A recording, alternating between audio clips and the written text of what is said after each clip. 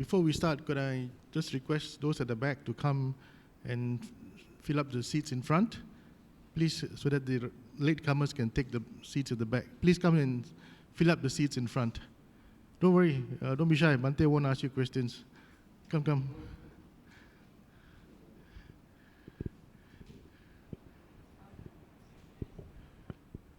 Thank you. Okay, so this morning we are going to talk on a very interesting subject, the Buddha's advice on diet. I think it's quite appropriate, this subject matter now. Everybody is very health conscious, and we would like to hear what the Buddha's advice was on terms of diet and our intake of food. So before we start, let me quickly read Bante's profile. I think many of you have already been here for the past few talks, so you probably know who Bante is. And for the benefit of those who are new today, just quickly read his profile. Bante Professor Lenagala Srinivasa was the former Dean of the Faculty of Language Studies at the Buddhist and Pali University of Sri Lanka. He is currently the Professor of Sanskrit at the same university. He obtained his first-class honors for a BA at the University of Kelaniya, then obtained his master's, also first-class, from the University of Delhi, and then did his PhD at the Benares Hindu University in Varanasi, India. He has also earned postgraduate diplomas in education from the National Institute of Education, the NIE, in Sri Lanka, and also the Royal Pandit degree from the Oriental Studies Society of Sri Lanka. And his research interests are basically into Buddhist Sanskrit and Vedic Sanskrit. Bante has also authored many books in Sinhala, and we are also now publishing a book in English, which will be out soon and sponsored by the Buddhist Mahavihara. And Bante has a very deep interest in Samatha and Vipassana meditation. He has also the experience to guide practitioners to reach higher spiritual goals.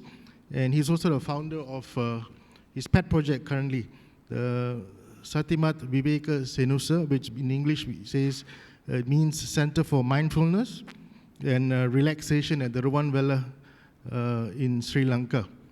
Bante is very keen on meditation, and he set up this meditation center, which the Buddhist Mahavira has also supported a few times for the construction. And we urge, Bante said some of the kutis are already ready. For those of you who want to practice meditation more, you can always speak to Bante about visiting his center. So without much ado, I would now like to invite Bante to start this morning's Dhamma sharing on the Buddha's advice on diet. Bante? Thank you, Brother Leslie. Though I have a big biography, I am simple and little monk. So let's start our Dhamma talk. First say sadhu 3 times. Say Namo Tassa 3 times to observe 5 precepts.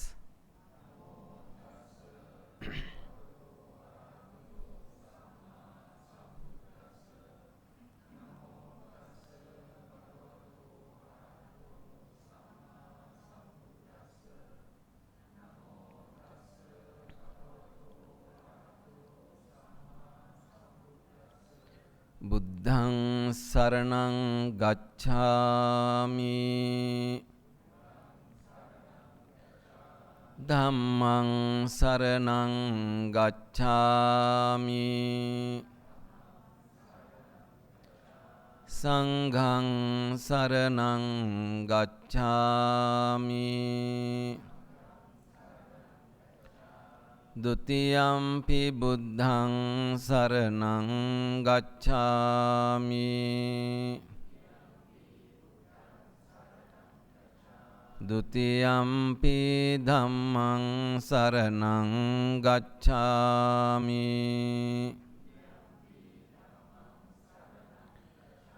Dutiyampi saṅghaṃ saraṇaṃ gacchāmi,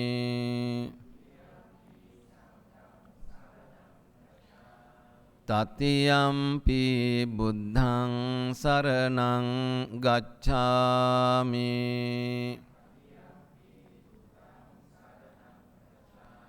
Tatiyampi dhammaṃ saraṇaṃ gacchāmi,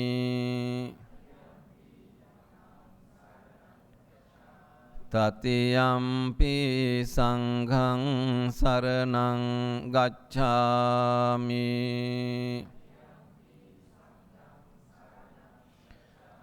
පානාතිපාතා වේරමණී සික්ඛාපදං සමාදියාමි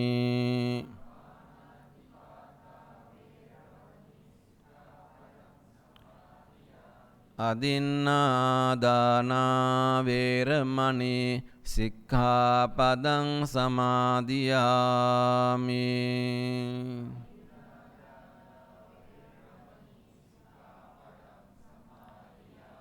කාමේසු මිච්ඡාචාරා වේරමණී සික්ඛාපදං සමාදියාමි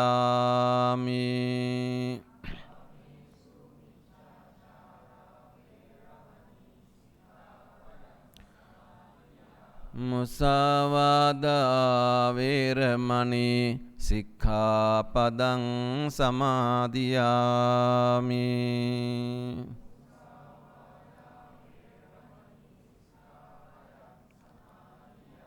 සුරාමේරය මජ්ජපමා දට්ඨානා වේරමණී සික්ඛාපදං සමාදියාමි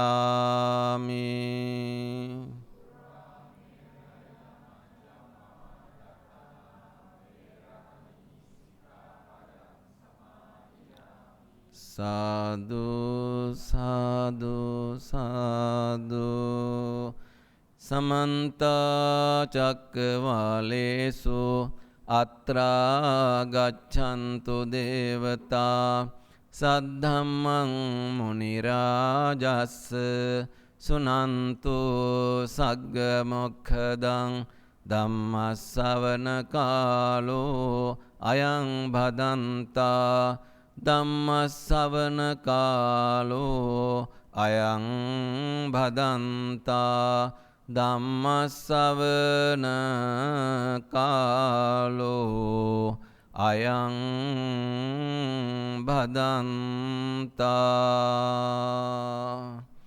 නමෝ තස්ස භගවතෝ අරහතෝ සම්මා සම්බුද්දස්ස නමෝ තස්ස භගවතෝ අරහතෝ සම්මා සම්බුද්දස්ස නමෝ තස්ස භගවතෝ අරහතෝ සම්මා සම්බුද්දස්ස චත්තාරෝ පංච ආලෝපේ අභුත්වා උදකං පිවේ අලං පාසු විහාරාය පහිතත්තස්ස බික්ඛුනෝති. Dear Dhamma friends, very good morning to you all. Today we are going to discuss about the Buddha's advice on diet. Very famous topic and controversial topic. Yeah, there are various kinds of ideas related to this topic.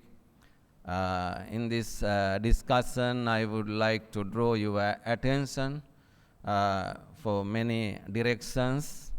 First of all, we see the advice of the Buddha. Here I have quoted one verse I took as a topic. This verse, it is in Theragatha, Sariputta Theragatha. There are many verses in that section which is connected to the Sariputta Thera. He recited few verses. They are in this Theragatha section. In this first verse, 982, whether the food he eats is moist or dry, he doesn't overeat. He keeps some empty space in his stomach. A monk should eat mindfully, knowing the limit. That is how a monk should live. So, Sariputta Thera is giving this idea with the respect of the Buddha. Buddha has preached these things. Hearing these things from Buddha, Sariputta and other disciples always reminding those very important doctrinal facts to the devotees and to other monks. In this verse, Chattaro pancha alope abhutva udakampive alampasu viharaya pahitatassa bhikkhuno, 983 verse number. Without eating the last 4 or 5 mouthfuls, he should fill his stomach with water. This leads to the comfort of a monk who is diligent in reaching Nibbana. This advice is enough for us. So when we eat, when we take food, we should not eat up to the throat. Normally, the greedy people are eating in that way. In the period of Vesak, there are many alms halls on the roadsides. One of Sri Lankan boys told me he ate from 10 places. In Sri Lanka, it is very common. There are many alms halls on the roadsides. They can taste various kinds of things, drinking things and eating things, eatable things. So that boy told me he has taken food from 10 places. So I asked, so what happened to you? Now I can't walk. My stomach is very full. On the way I vomited because of the food. He has eaten much. This way we should not eat. We see some people are going to the parties, so wedding parties, birthday parties, they get food free of charge, no? So sometimes to the funeral events. So if there are free food, they take much, no need to pay. They take much. At that time, he eats more and more. So it is no good for our body. That idea is given in this verse. Without eating the last 4 or 5 mouthfuls, chattaro pancha alope, we have to drink water. We have to fill the space. Drinking water, it is a healthy action, healthy diet. It is called healthy diet. So this verse is actually related to the monks. Alampasu viharaya pahitatassa bhikkhuno. It is creating a comfort to the monks who are practicing meditation, who are following the path to the liberation. Pahitatassa bhikkhuno. So this idea is connected to the monks. Then you will think, oh, this is not for us. This is not for the lay people. This is only for the monks. Then I can eat more and more. So let's see. Buddha explain the same thing to the King Kosala. He is a layman. No? So Buddha explained the balanced diet. The Buddha gives advice to King Kosala about how to live a balanced and healthy life. He emphasizes moderation in eating and drinking, recommending that one should not overeat and should drink water after eating a certain amount of food. The same verse is there in Mahasihanada Sutta. Chattaro panchalope abhutva udakampive. King Kosala had a big stomach. So he couldn't bow down to the Buddha because of a big stomach.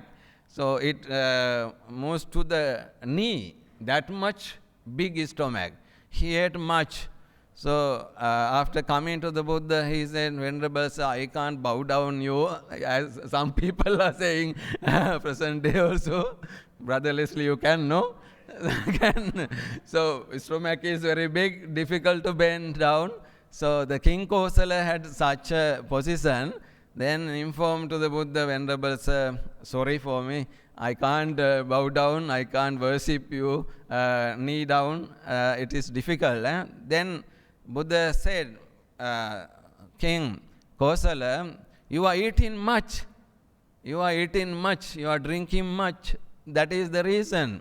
You have to control your food system and you have to eat less than this time.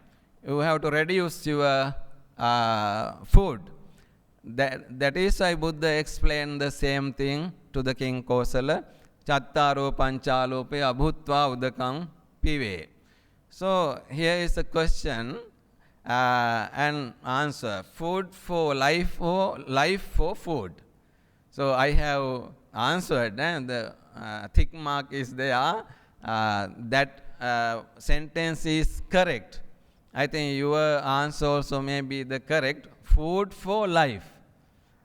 Life for food. There are some people, they are living for food. They think the life for food. Always try to take various kinds of food. They try to taste different kinds of food, Chinese food, Indian food, Malaysian food, various kinds of foods are tasting day by day. That thirsty on food will not end. So we are not living for the food. Food for living. Reflecting wisely, one uses alms food neither for amusement nor for intoxication, nor for the sake of physical beauty and attractiveness, but only for the endurance and continuation of this body, for ending discomfort and for assisting the holy life. Considering, thus, I shall terminate all feelings of hunger without arousing new feelings of overeating, and I shall be healthy and blameless and live in comfort. This paragraph is very connected to the Patisankha Yoniso Pindapatam Patisevami. When the monks are having lunch or food, they recite it before having food. In our Dhanasala, alms hall also, it is happening. Venerable monks are reciting it in Pali. The meaning is here. We take food for the continuation of our meditation activities and also the Buddha Sasana activities and for the safe of our life. We don't take food to make our body strong or make it as a beautiful one. We don't think in that way. So if you observe 8 precepts, the same way you are thinking before taking the meal, you contemplate, you think, sometimes recite some lines. We take this food for the continuation of our life and the holy life, especially holy life. We take food not for any other empirical, worldly reasons are there for taking food. So this is very useful to us. Then food is first for living beings. This teaching is very connected to the teaching of the Buddha. Buddha has given one section, Kuddaka it is called minor readings. In Kuddaka we have 10 questions and 10 answers. It is mostly connected to the Samanera monks. They have to keep in mind these 10 questions and 10 answers. Therefore, it is called Samanera Panha. So, first question is Eka Nama King. What is the first thing? What is the first? Answer, Sabbe Satta Aharattitika. All beings subsist on food. Without food, we can't survive. So all beings are surviving with the food. Food is the first. So you don't think in this way, no? So food is not the first, but without food we can't live. That is why Buddha said the first thing is food. It's very correct actually. When we go somewhere, we think about the food. And when you go to a party, wedding party or birthday party somewhere, just you see the first thing as food. Is it good or bad? After coming back also you are talking about the food, no? That food was no good, very bad, no delicious, and criticizing it. So they are thinking about the food. That is why Buddha also said the first thing is food. Which food approved by the Buddha? The Buddha did not specify a comprehensive list of approved foods, but provided guidelines on what is suitable for consumption, especially for monastics. Here are some key principles and examples. Alms food. Monastics are to eat what is offered to them during alms round.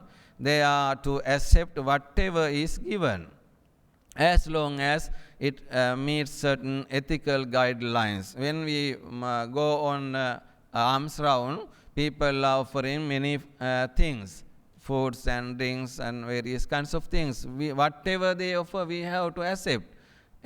Eating or not eating is connected to the monk. So Buddha said you have to accept all the things whatever devotees are offering.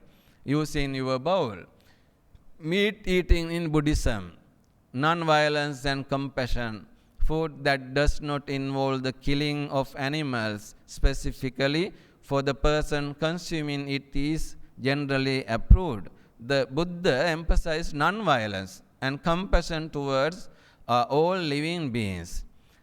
Threefold purity rule connected to the meat eating. According to the Jivaka Sutta, monastics can consume meat if it is Tihiko ahang jivaka tanehi mansam aparibhoganti vadami dittham sutam parisankhitam. This means that the Buddha clarifies that he and his disciples do not eat meat if they have seen, heard, or suspected that the animal was killed specially for their consumption. Ditta Sutta Parisanka. There are three words in this sutta. Jivaka Sutta, you have to remember. If we see someone is killing animal for the food of myself, to offer for me, we should not eat it. If someone says, this meat is prepared for you, I killed that animal only for you, please accept it, please eat it. At that time, Buddha said, don't eat. Because we heard, no, that animal was killed for me. So Buddha said, don't eat it. Then the third one is suspected. If I feel that animal was killed for me, I go to meet some friends in a house, then he prepare food for me. There are some chickens and all those animals. Sometimes there may be other animals who are taking for the food. Then he has prepared meat. Sometimes I hear the voice of that animal. He is killing. That animal is shouting. then I have a risk or doubt, suspicion. At that time, I should not eat that meat because that animal was killed for me. I heard the voice or noise of that animal crying. I have a doubt. I am suspected. No, that animal was killed for me to prepare food. At that time, I should not eat. This way, Buddha gave some restrictions. So you can think now that other meat can eat. No? Not seen, not heard, not suspected. That is the teaching of the Buddha. This is called Tikoti Parisuddha Mansa. Tikoti Parisuddha Mansa. In Jivaka Sutta it is given. Yeah, it is actually connected to the lay people also. We will see in next slides, we will see restricted meat by the Buddha. There are 10 kinds of meat restricted by the Buddha for all, not only for the monks, for all devotees. So what are these 10 kinds of meat? Human flesh. Human flesh we should not eat. Elephant flesh, horse flesh, dog flesh, snake flesh, tiger, leopard, bear, hyena. These are 10 kinds of flesh we should not eat. These prohibitions are found in the Sutta Vibhanga, especially in Besajja Khandaka also we can see Vinaya Pitaka, which elaborates on the rules for monks and nuns in the Vinaya Pitaka. These are given in Vinaya Pitaka. The list of restricted meats emphasizes the importance of not causing harm to beings that are seen as significant, powerful, or potentially causing distress to others. So when we eat these kinds of meat, it is very dangerous because when we walk on the roads or in the forest or somewhere, those animals can have sense. This one has eaten my flesh or my friend's flesh, then attack. They have got feelings. At once they can recognize this one. If we have eaten elephant flesh, elephants can at once recognize. They will have a sense. Then they will attack to that person. If we ate lion flesh, lions can recognize at once. Then they follow us. They attack us. They do wrong things us. Then other animals also same. Even dogs, if we eat a dog flesh, they can recognize at once. Then they will follow us and bite. That is why Buddha mentioned these 10 kinds of meats are prohibited. In that period, monks were moving in the forest and in jungle areas, rural areas. At that time, they faced lots of problems. It means in early period, people offered meat to the monks. They have taken meat. After many incidents, Buddha gave this rule in Vinaya Pitaka. Now also you will think, except these 10 kinds of meat, we can eat meat, no? Other chicken, beef, mutton, pork, we can eat, no? not included here. They are not included. Yeah, let's see. Devadatta's 5 requests. Devadatta requested from the Buddha in this way: monks should live all their lives in the forest. Monks should live entirely on alms obtained by begging. Monks should wear only robes made from discarded rags. Monks should dwell at the foot of a tree and not under a roof. Monks should not eat fish or meat. The last one you see. What happened to the Devadatta? This is in Chulla Pali, chapter 6, Bhikkhu Patimokha. The Buddha rejected these 5 requests. Rejected. The last one also rejected. Monks should not eat fish or meat. Buddha rejected. Stating that while monks could choose to follow these practices if they wished, they should not be imposed as mandatory rules for the entire monastic community.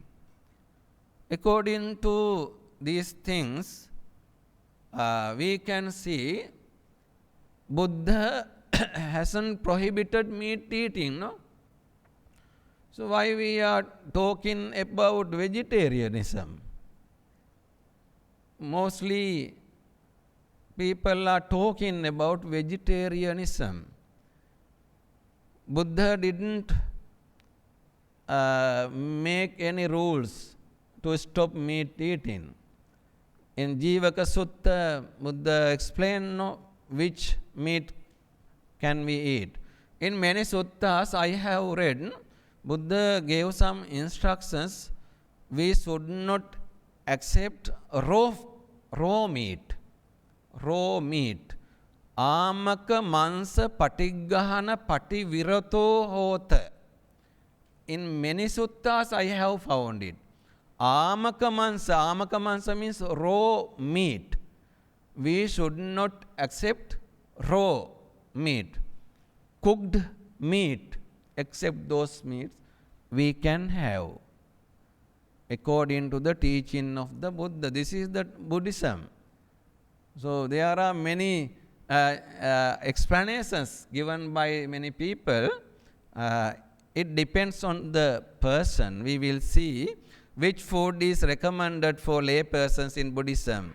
While the Pali Canon does not provide the specific list of recommended foods for lay people, it promotes a diet that is mindful, ethical, and conducive to health and well-being.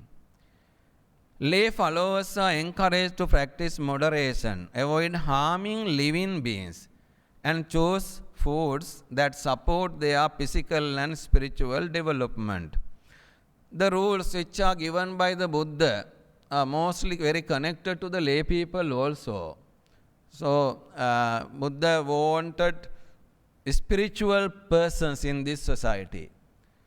He didn't want to improve any kinds of harmful ideas or concepts. That is why I mentioned the given rules, concepts, ideas are very connected to the lay people also. When Buddha addressed the people as Bhikkhave, in that word there are 4 groups of people: Bhikkhu, Bhikkhuni, Upasaka, Upasika. 4 groups are included in that word. In commentaries it is explained when Buddha addressed as Bhikkhave. When Buddha didn't want to expand his teaching having many words, then therefore Buddha used one word, Bhikkhave.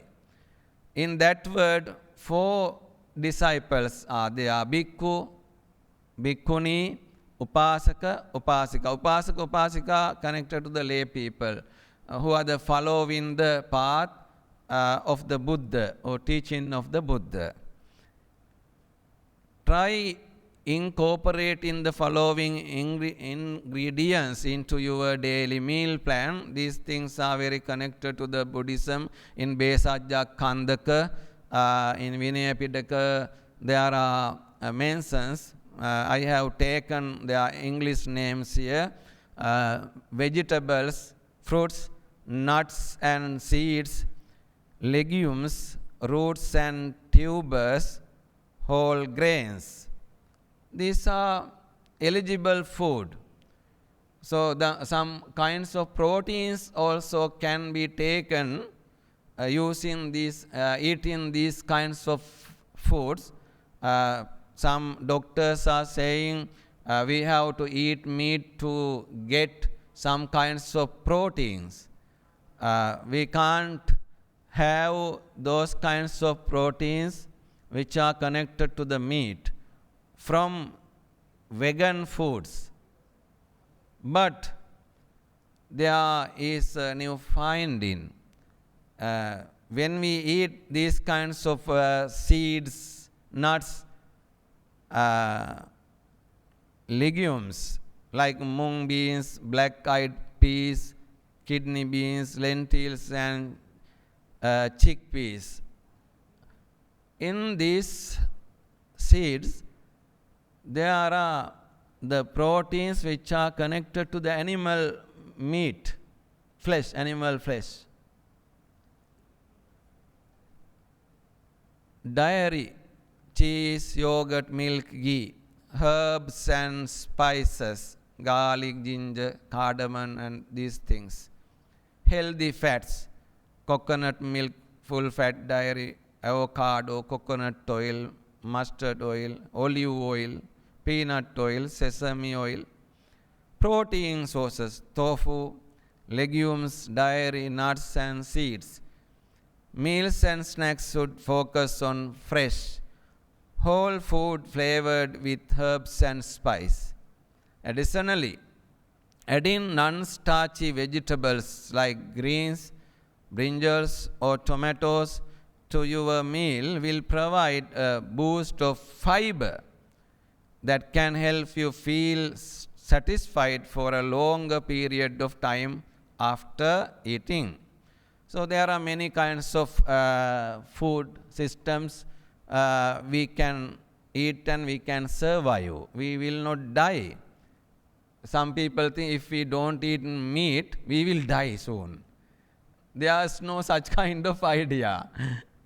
On vegetarianism in Buddhism brings very practical and valuable values and benefits.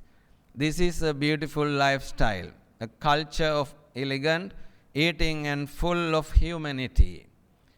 The issue of vegetarianism with the love of all species, respect for life, equality, and environmental protection also embodied the Buddhist spirit that is true to its religion. So we never approve killing beings, no? So if we eat meat, we are supporting to the killings. That is the problem. We will understand here. If all human beings stop eating meat, so animals will not kill, no? They will live freely. Plant-based diet. A Buddhist diet follows a primarily plant-based approach. A plant-based diet rich in fruits, vegetables, nuts, seeds, whole grains, legumes, and beans. This diet provides important compounds such as antioxidants, phytochemicals, vitamins, minerals, and fiber, which have been associated with the decreased risk of heart disease. Aside from these health benefits, following a plant-based or vegetarian diet may also benefit your waistline. Dangers of animal eating. Statistics.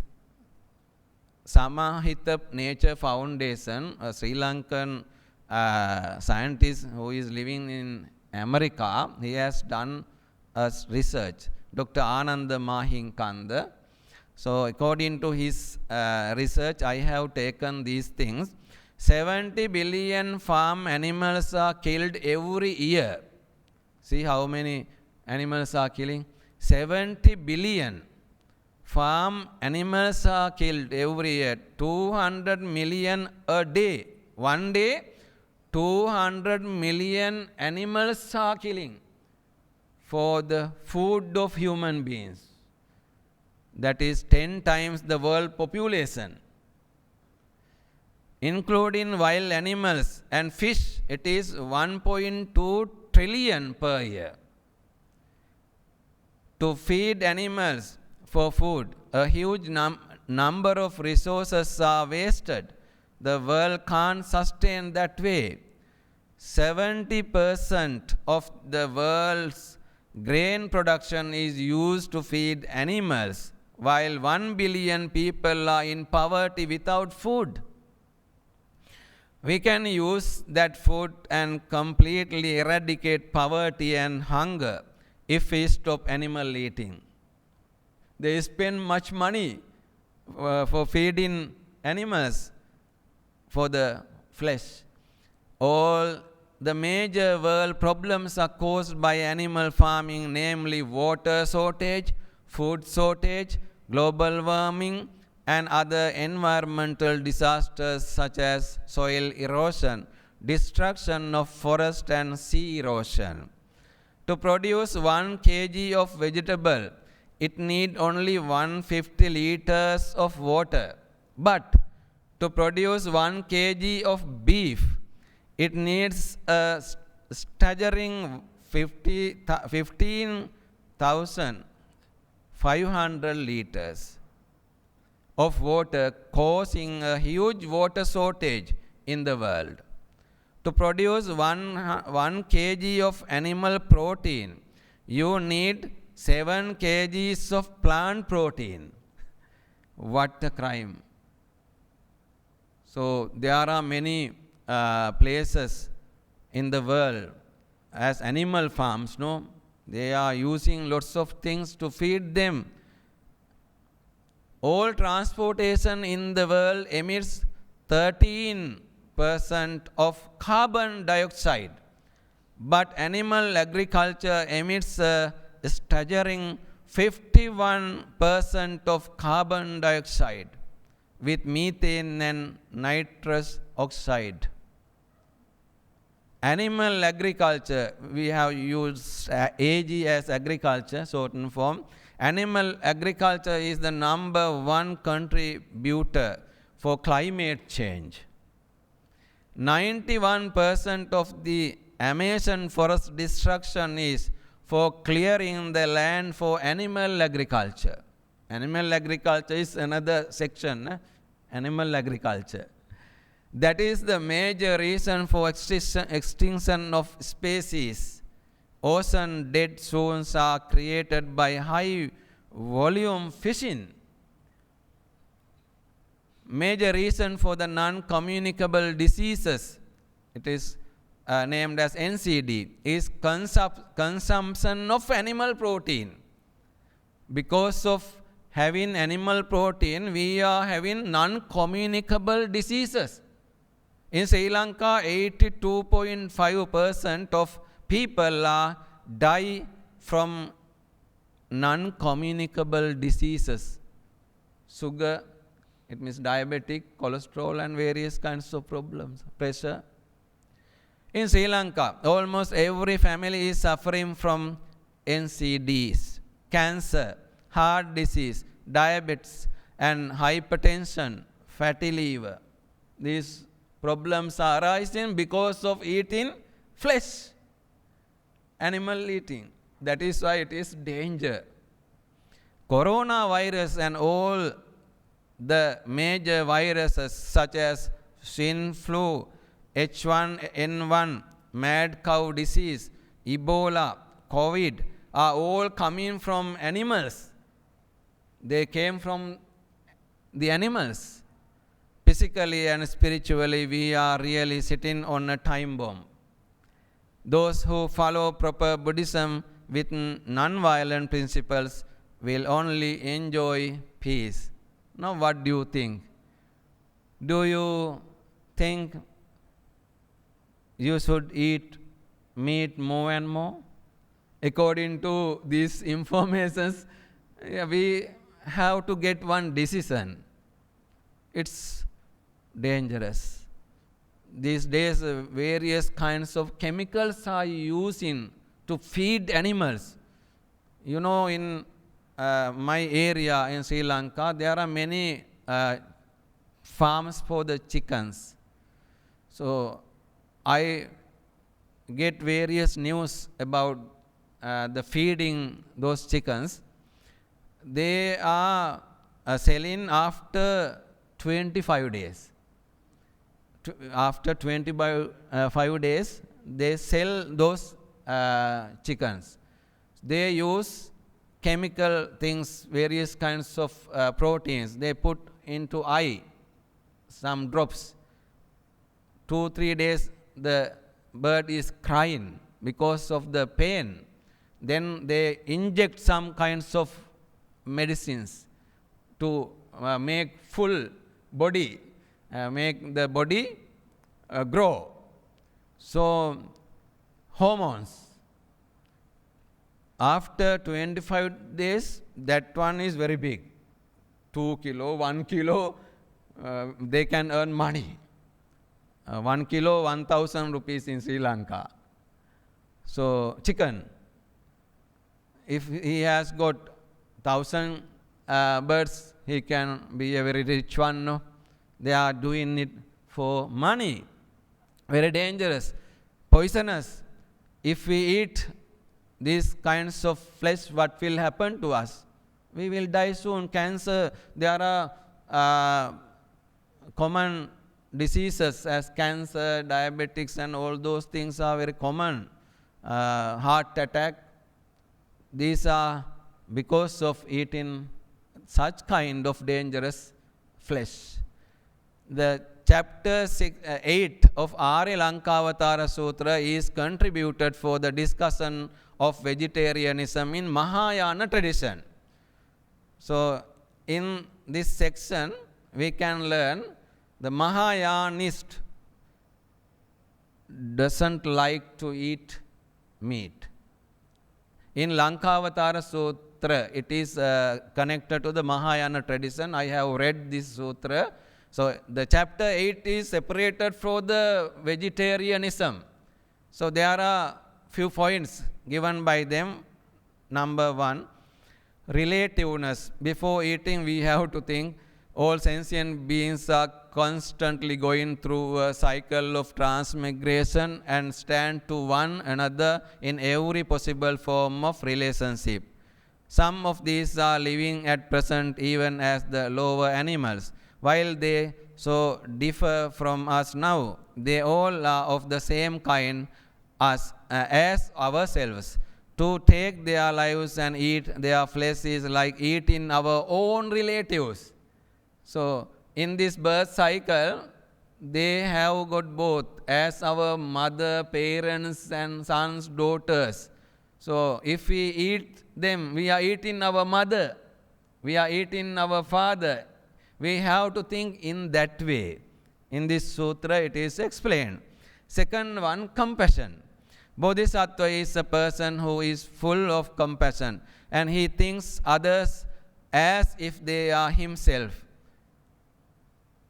Sarva bhutatma bhuta. Therefore, he avoids of meat eating with this great compassion.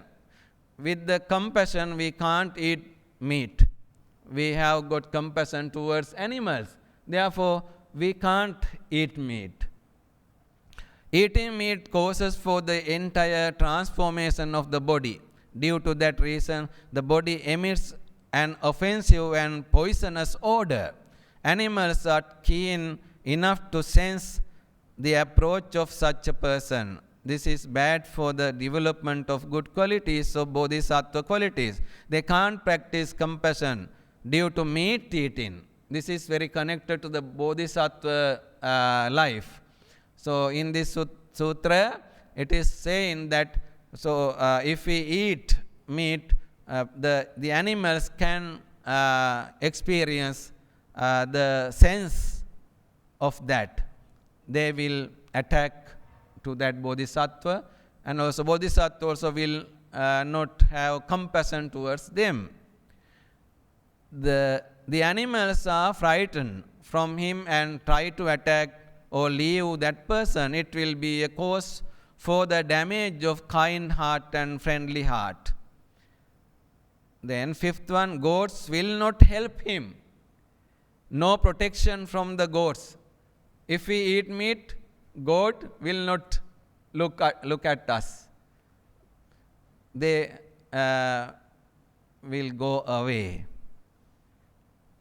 Then sixth one, animal food is filthy. It readily decays, putrefies and taints. It is filled with pollutions. Sixth one is animal food is filthy.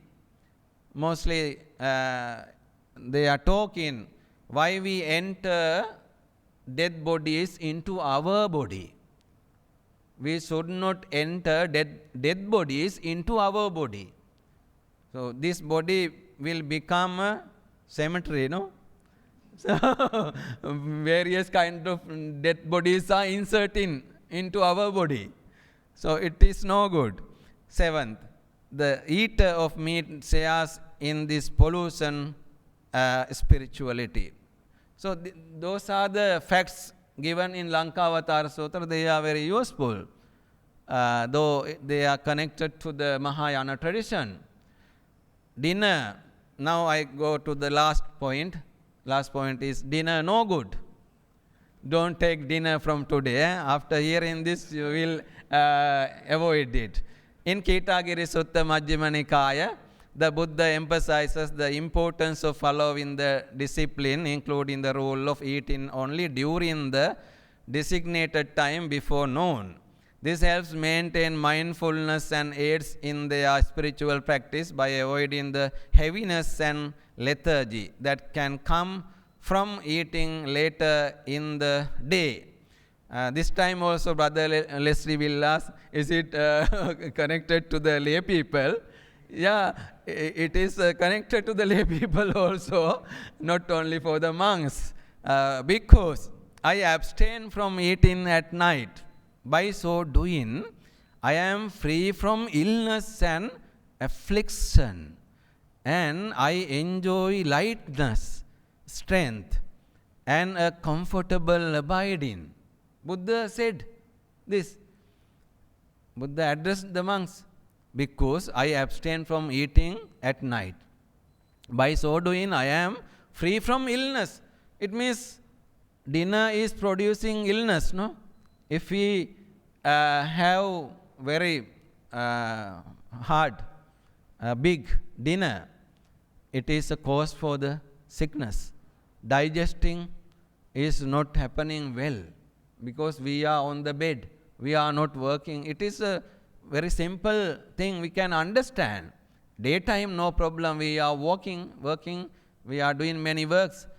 At night, after eating, at once we go to the bed. We sleep, no? We sleep, no working. Digesting problem will happen. If we take oily food, much more dangerous. It's better to have a simple food at night. So come bhikkhus, abstain from eating at night. By so doing, you too will be free from illness and affliction. And you will enjoy lightness, strength, and a comfortable abiding.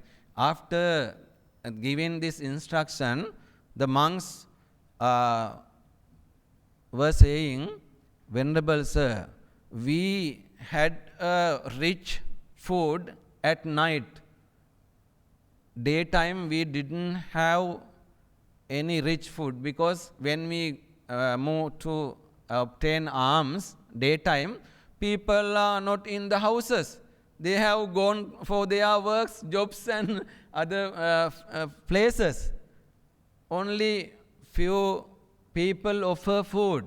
When we go alms round at night, All are in the houses. They have prepared very rich food. They are staying together. Various kinds of foods are there. They offer us. They offer us. It is rich food. Daytime, no good. Food is not enough. So Bhante, please allow us to go arms round at night. Don't make rules for that. Buddha said, don't think it as a heavy rule. Don't think it as a heavy burden. This is for your spiritual progress. If you take food much, afternoon, here mentioned lethargy, heaviness and lethargy will come to us and can't meditate more. We have to sleep. Like Uposatha day, after having food, mostly feels lethargy, in my temple, some upasikas are sleeping, going some places, they are sleeping because they have taken much. It is producing lethargy, sleepiness. So, finished. I have finished my discussion. As we discussed, we have taken short period. Now we have time to discuss, many things to discuss. Okay, I would like to wind up saying it with the support of these ideas. You may have a good concept. I think depend on your will, you can eat meat or not. It depends on you. Buddha didn't forbidden it, you have to remember. But when we see the later part, the explanations, just we feel, I am also be vegetarian one. Thinking the same way. Okay, it's time to discuss.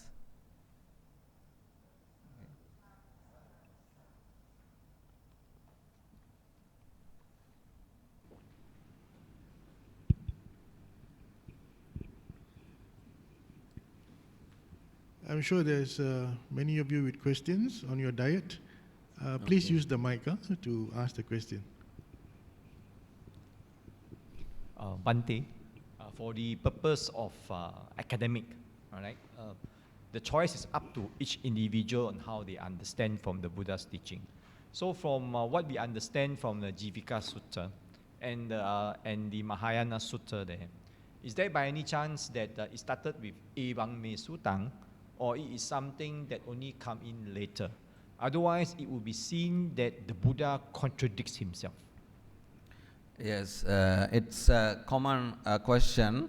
Actually, those sutras are written in Sanskrit, especially mixed Pali and Sanskrit.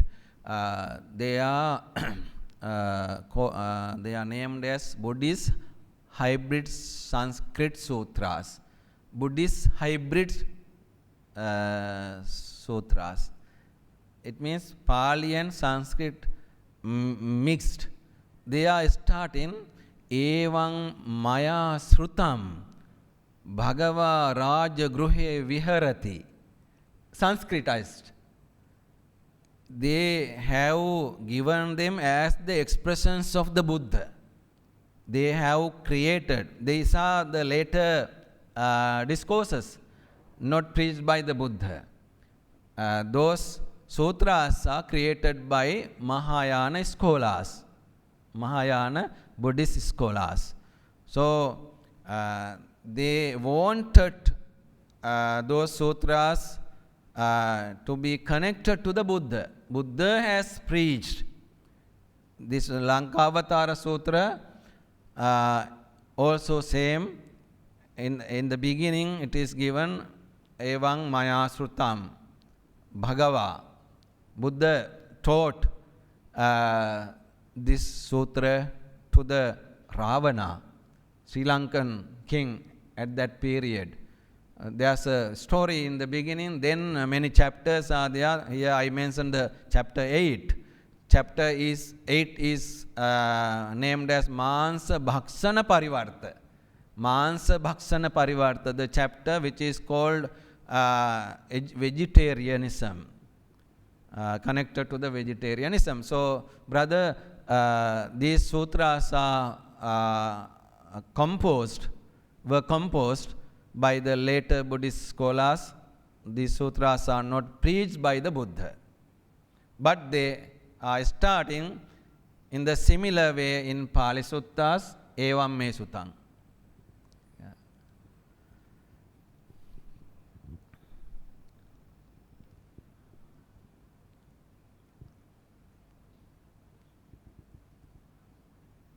Any other question?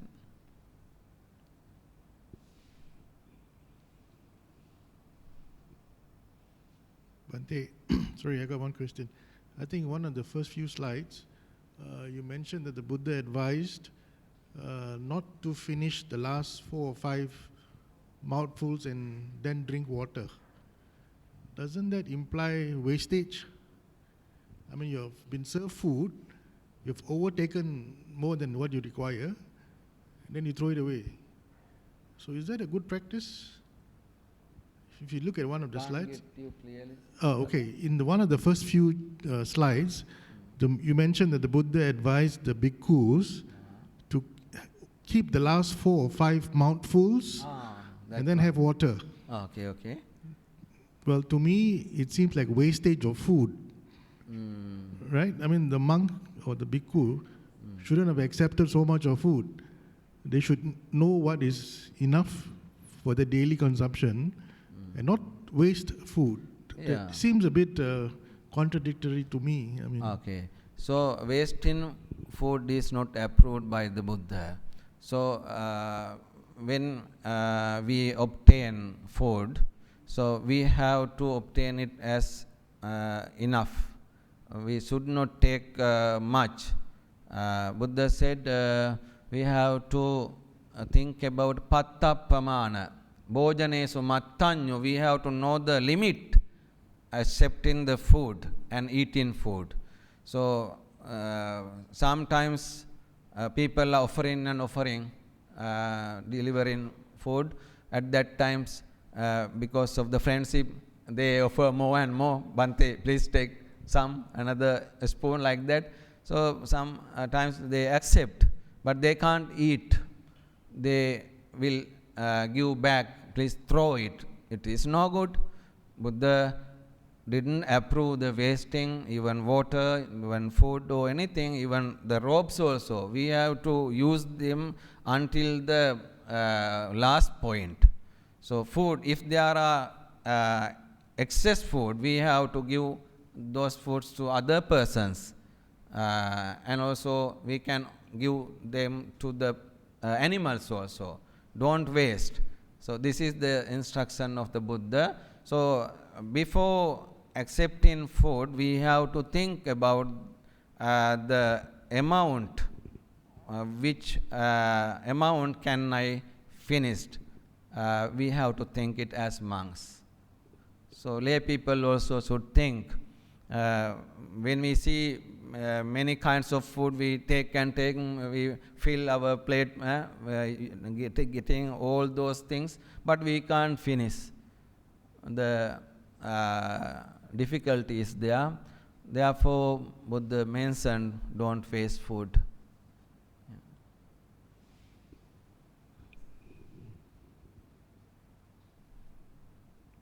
Bante, referring to a certain food that is prohibited from eating, is the preparation of raw food is considered as totally prohibited, or is it that to abstain from raw food it is more on to health concern? Because basically the spiritual practice here is that you need a healthy body. Is it must be strictly prohibited as in prohibition, or is something that is for the purpose for your health? Because there are some Japanese cuisine like sashimi, if we were to put with wasabi kind of thing, then that one is actually really pure, really raw. Or we can have steak prepared in raw rather than medium or fully cooked. So what is Reverend's opinion on this? Please wait. Your question is accepting raw flesh, no? Amaka mansa patighana. It is mentioned in suttas. I don't know the reason. Actually, in Amaka, not only Amaka Mansa or raw flesh, but also the grains also prohibited. Amaka means raw grains. We as monks should not accept raw grains also. Amaka dhanya patighana pativirata. I don't know the reason. So the flesh is, I think, we have disgusting condition on flesh, no, when we see bloody and smelly flesh, it's, I think, cause for the disgusting condition. Actual reason I don't know, brother. However, it is mentioned in many suttas, raw fish, raw flesh and raw grains must be accepted by the Buddhist monks. It is mentioned in many places. Yeah, maybe it's due to digestion, Bhante. If you take raw meat or raw grains, you'll call digestive problems or stomach problems, which then you fall sick and then you can't practice, your practice is then affected, you know. But after receiving, they can cook, no? They can prepare. The monks, the bhikkhus will in that period, there is no any mention about preparing. But some people has offered raw flesh. That is why Buddha said, don't accept them. It is a cause for dissatisfaction of other persons, I think. When we take into hand raw flesh and carry, when people see it, they will criticize. Even in Jivaka Sutta, it is mentioned that he asked, Venerable Sir, some people are criticizing you, you are having meat, you are accepting meat, you are forcing some people to kill animals. People are criticizing. Venerable Sir, what is your answer? Jivaka asked that question. So the same thing, I think, when monks are accepted those kinds of raw flesh or grains, people will criticize. If we take raw seeds, grains, they will criticize, this monk is going to grow, going to farm, he is similar to a lay person. This way they will criticize. So we don't know the real situation in that period. However, it is prohibited.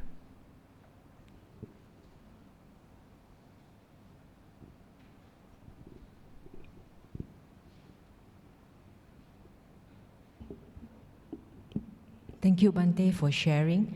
This is a topic that I think a lot of Buddhists are actually talking about.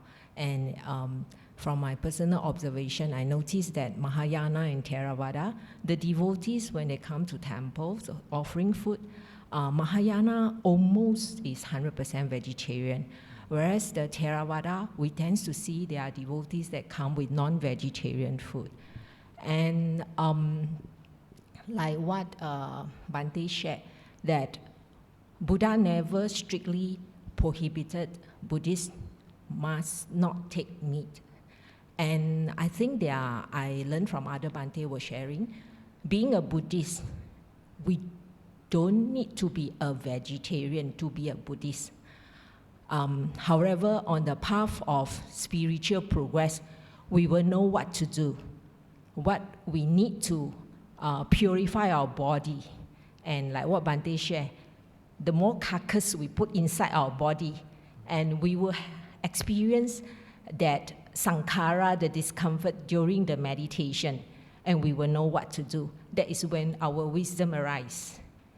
And I think in this Buddha, one of the sutta was sharing, there are 5 profession, livelihood which shouldn't get involved.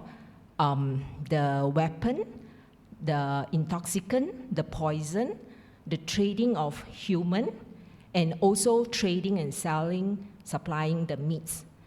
And in this way, Buddha is telling us that when there is no supply, that when there's no demand, there's no supply, there's no demand. I'm not sure what, Bhante, you think about this aspect.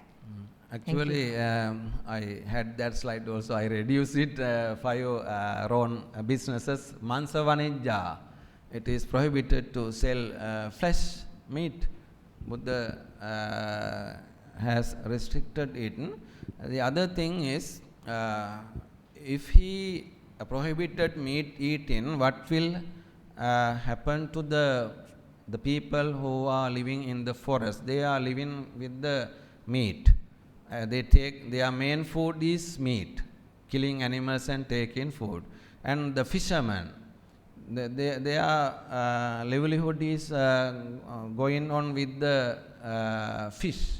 They catch fish and sell. So they mostly eat fish. So in the coastal area, there are thousands of people. So they can't become Buddhist because of that rule. Buddha has restricted that one. Killing fish is wrong. Killing is wrong. Eating fish is wrong. That is why I think according to the environmental case, Buddha didn't give a strict rule for this. All Buddhists must stop eating meat. In that period, most of monks are wandering in rural areas, jungle areas. They have to survive. They should live. That time, people offered meat to the monks. They ate.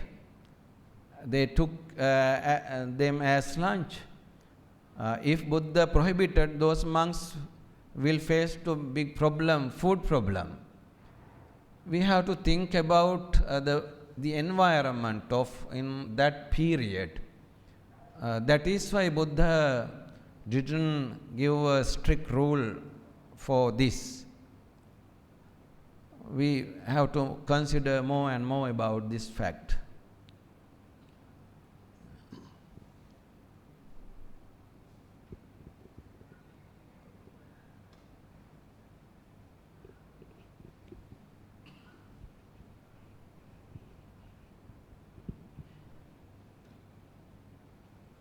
Morning, Bhante.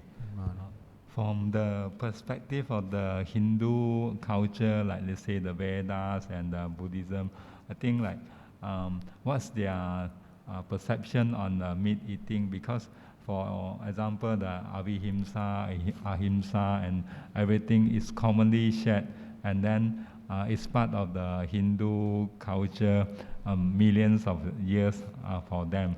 So they are rishi and all the practitioner, majority like yogis are the vegetarian as well. So what's their perspective on that part? Because majority of the concept almost the same, only the practice is slightly different. Thank you. Actually in Hinduism, it is highly prohibited meat eating. Vegetarianism is accepted. It is experienced by me also. When I was studying in India, some Hindu students came to my room and we were discussing. At that time, I was preparing spreads, small fishes for my food. They saw it and then they scolded me, blamed me. Why are you eating these spreads? Small fishes, dry fishes. They blamed me and they took my hand. You have to keep your hand on my head. Promise you, I don't eat spreads or fish or meat from today. You promise? Then at that time I promised. They were blaming me in very serious way. They didn't like. So in Hinduism, it is strictly considered. So in Jain philosophy, Paramavihinsavada is there, as our brother mentioned, ahimsa theory. non-violence theory. So in that case, actually, it is extreme. When we walk on the roads, we have to cover our mouth according to their teaching, because some tiny insects are going into the mouth. We can't see them. We have to cover our mouth and nose when we move on the roads.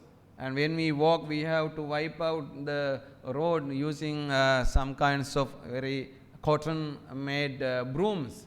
The Nigantas, the Jaina disciples are going on the way using the same manner. When they move, they are chasing away the ants and other small insects on the roads. Very difficult work. They say when we go without doing it, how many ants and small insects are dying.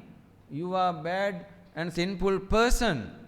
Don't kill them. This is extreme.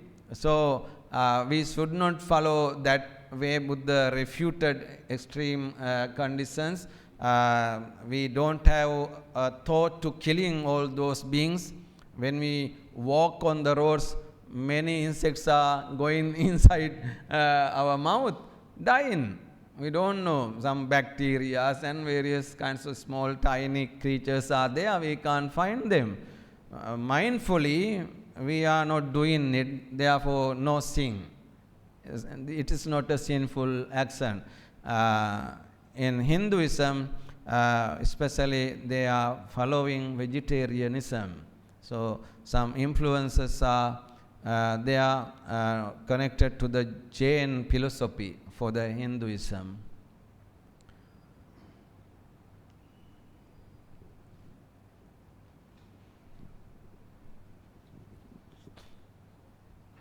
Ante, I have a question on the India. Like when it comes to vegetarianism, like by default, Indians are mostly vegetarian. Or they think that is a better diet. But when it comes to other civilization or what, it's not, vegetarianism is like not by default. Is it something special about this Indian subcontinent? Is it a condition that make vegetarianism is so prevalent under the extent, but as you narrated just now, something like come to extreme, So is there any reason why Indian subcontinent are so different from other part of the world? Thank you. Yeah, actually Indians are always appreciating non-violence condition in their food. They are having normal food. I have seen the milk and the chapati and paratha, all those things are.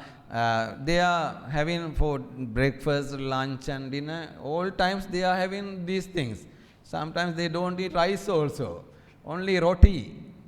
These things are their main food. So the concept is they are observing precept because the many animals are gods. They are believing as gods. No, cow is a god. The other animals, rat is a god, cobra is a god, and monkey is a god, and fig is a god. All are gods. And they are worshipping them. So how they can eat? That is why I think they are very afraid of eating those things. Especially they are the vehicles of the gods. The gods are sitting on the backside of those animals. They are worshipping. As you know, they are very respecting to the cows. I have seen in the morning they reach to the cow and they worship. They touch their body and they worship to the cow early morning. So I have seen many, even our university students and doctors, scientists also, they are also believing them as gods. I can't imagine it. They go to the temples which are separated for those animals. They go to the Hanuman Mandir. There is a monkey. They are worshipping, oh Hanuman, please pray for me. Like that, They are worshipping. But they are scientists, they are doctors. this is the religion. So because of the influence of religion, they are observing that precept very well. They are vegetarians. They observe it very well.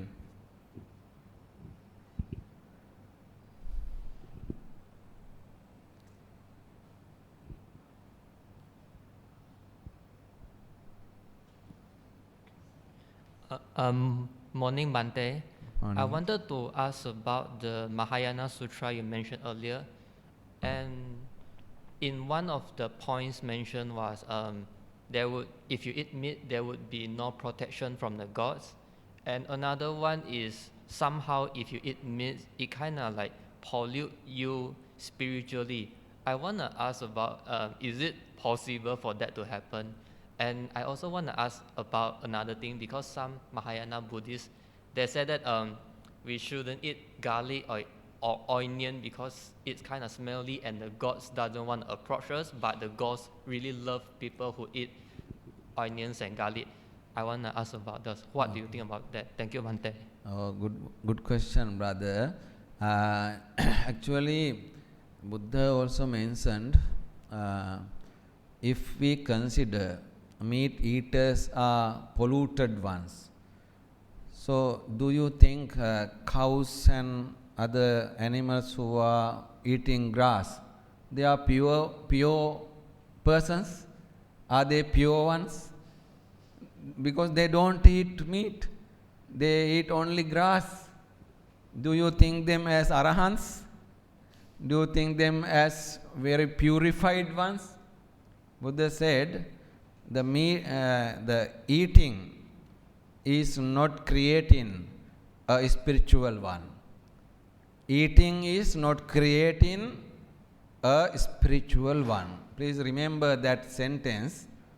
The food cannot be purified the person. Buddha explained in a place.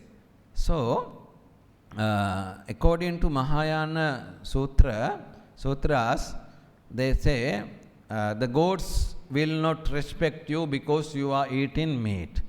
It is producing bad smell. Producing bad smell is correct. Actually, if someone eat meat, we can experience when he speak, the bad smell is coming out from his mouth. From the body also emitting some bad smell who are eating meat much.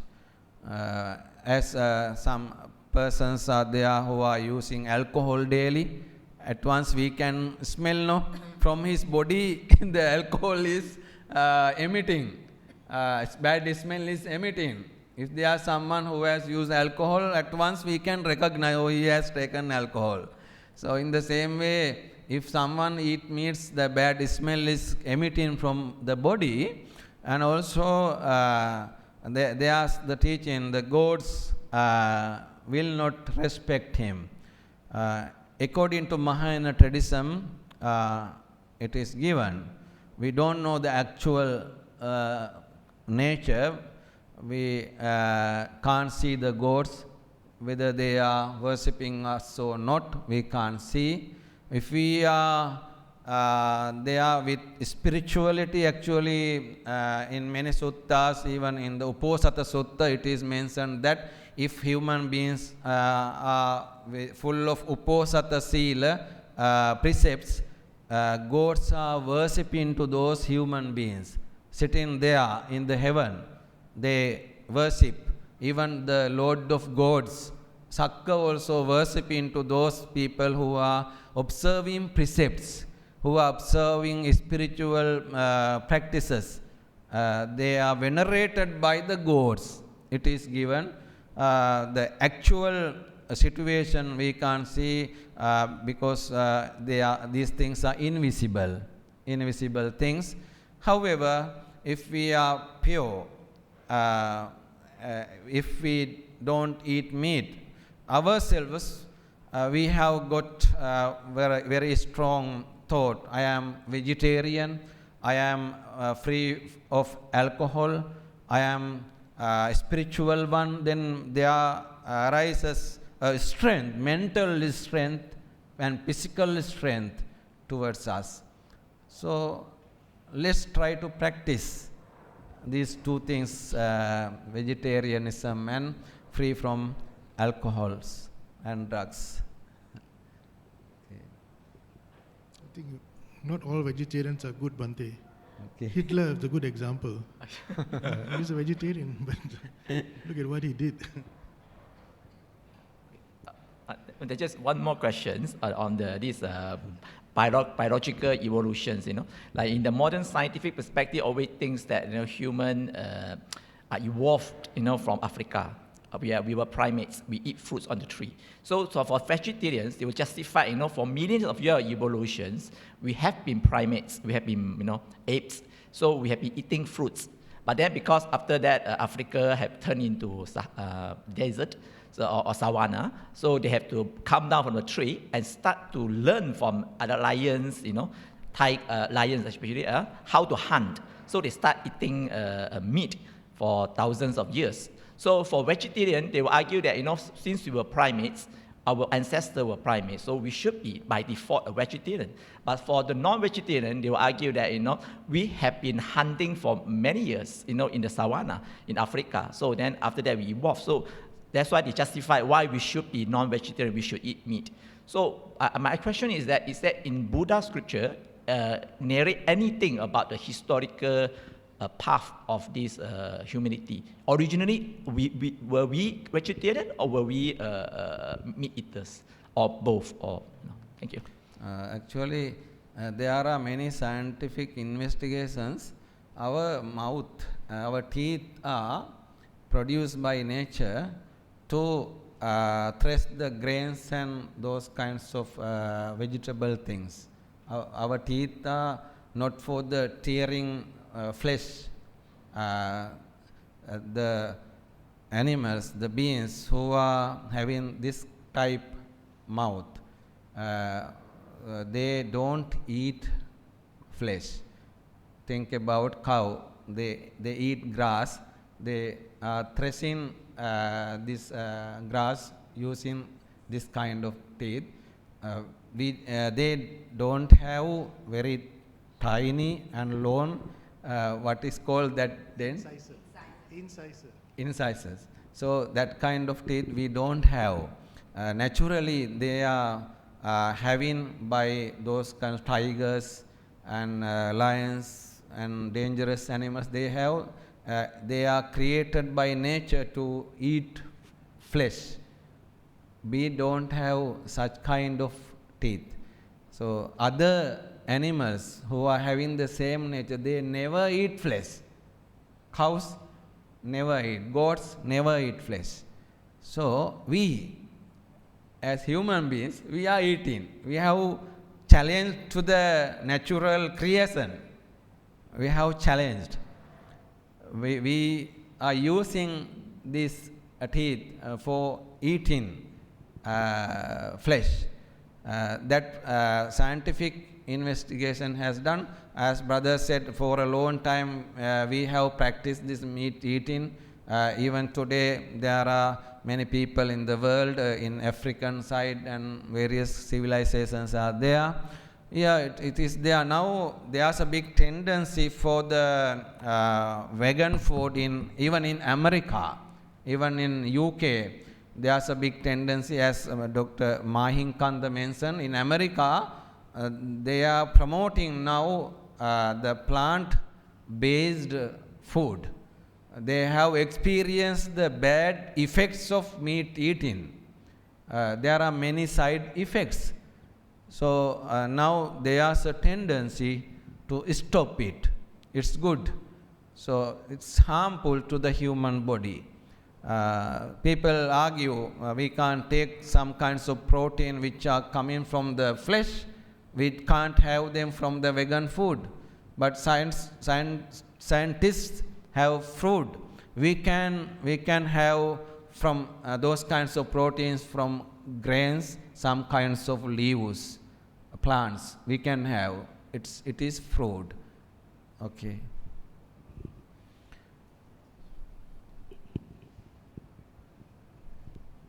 So many questions, no?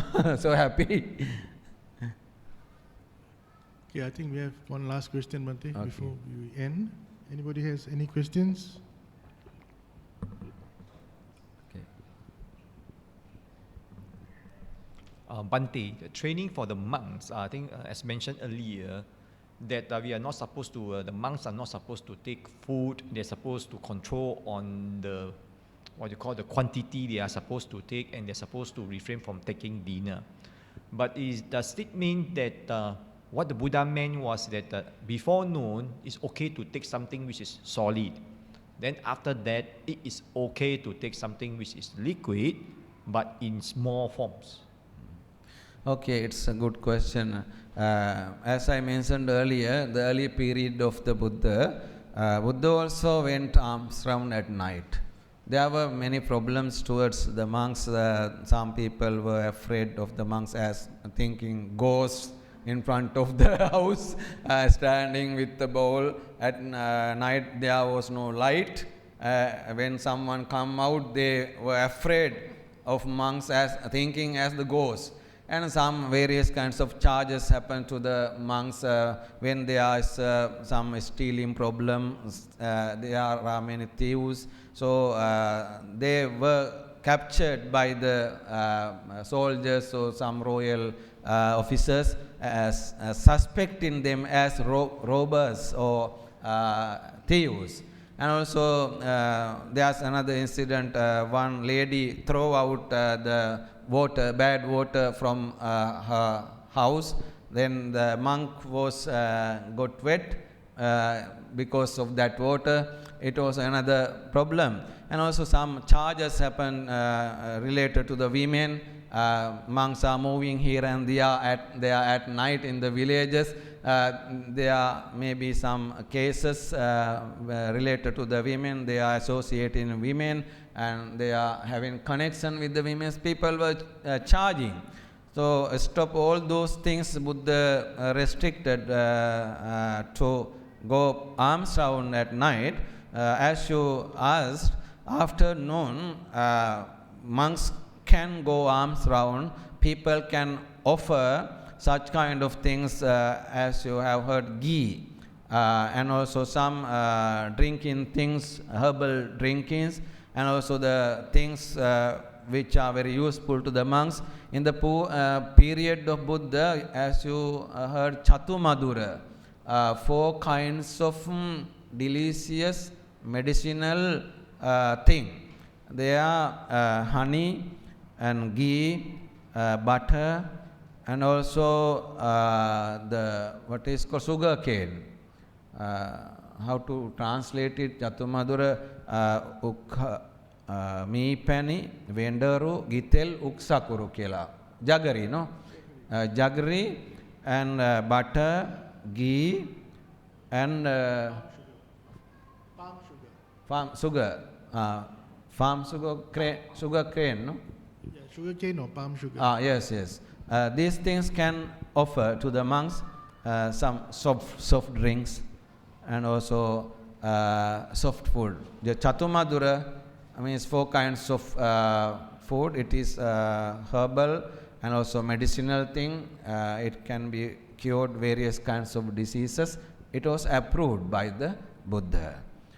So even in this period, you see the soups, various kinds of soup are offering to the monks. Even in time, the upasikas are bringing the vegetable soup and made by some grains. There are soups can offer, because Chatumadura is a little bit hard thing, herbal thing. So soup is very lighter than it. So can offer these things. Afternoon monks are having these things, but some monks are there, they don't drink even milk, cow milk. They don't drink soup. After 12 o'clock, they never take anything, only drinking water. There are some monks, but if they have soup or those kinds of soft drinks, no problem. It is approved by the Buddha.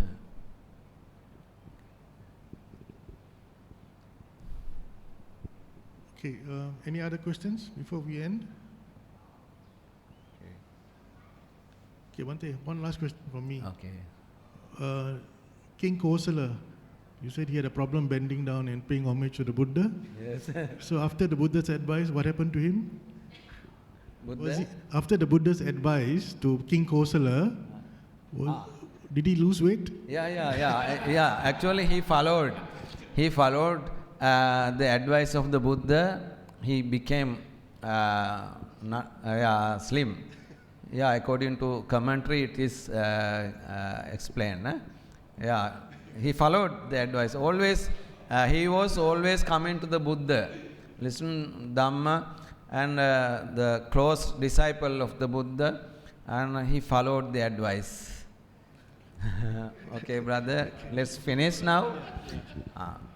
Okay, now we transfer merits to the gods. Akasattha ca bhummattha deva naga mahiddika punyantang anumoditva chirang rakkhantu lokasasanang. Akasattha ca bhummattha deva naga mahiddika punyantang anumoditva chirang rakkhantu dhamma desanang.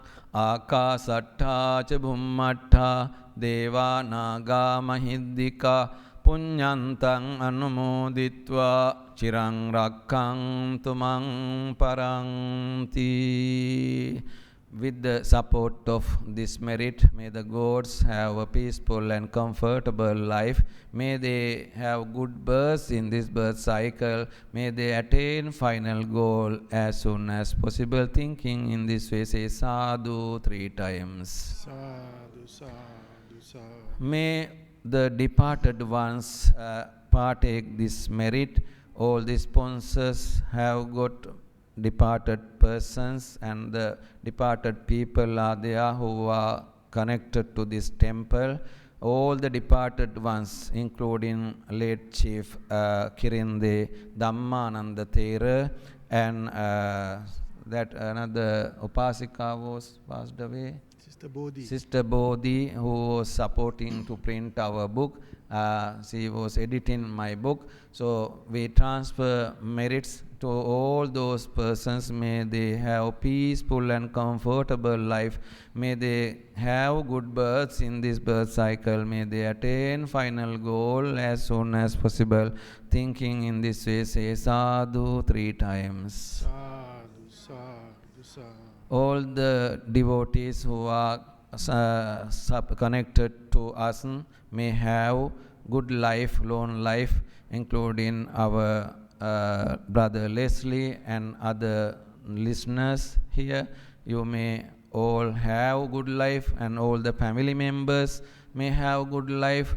May they have very happy and comfortable life. All may be very free persons and spiritual persons. May they free from all the obstacles and difficulties. May the bad influences remove from you and their lives. May you and they reach to the good places after the death. May you and they have good births in this birth cycle. May all have good, peaceful and happy life in this birth cycle. With the support of this merit, may you all attain Nibbana. Thinking in this way, say sadhu 3 times. Sadhu, sadhu, sadhu. Blessings. Abhivadana silissa niccang vaddapachayino chattaro dhamma vaddhanti ayuvanno sukhang balang ayurarogya sampatti sagga sampatti mevacha atho nibbana sampatti iminate samijjato.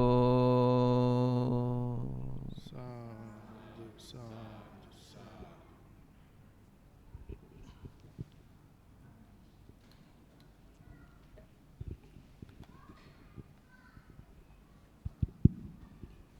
Okay, we've come to the end of this morning's Dhamma sharing. We would like to thank Bhante Professor Lena Gales Srinivasa, I think, for this very educational and enlightening topic on what the Buddha's advice was on diet. And I hope you got to appreciate what Bhante mentioned about our diet and foods that you can take. Next Friday, Bhante will also be here still. He'll be giving another interesting topic. It's called, Are You Afraid of Ghosts? Okay, next Friday, yeah? Subjects on ghosts and spirits. Next Friday at 8 p.m., Friday night. And then on next Sunday, 10 o'clock, Bhante will be talking on, is rebirth automatic upon death? On the subject of rebirth and death. So that's next Sunday at 10 a.m. Then on the 17th and 18th of August, Bhante will be conducting a 2-day retreat here at the Buddhist Mahavihara. It's on mindfulness for daily living. So you can register at the office to participate in the retreat, meditation retreat, on the 17th and 18th of August. Okay? Bhante leaves on the 20th. Bhante, you're leaving on the 20th? 20th. 20th, yeah. So with that, let's put our palms together and thank Bhante for very enlightening and rewarding Dhamma sharing. Sadhu, sadhu, sadhu. Thank you very much. Okay, please rise as Bhante leaves.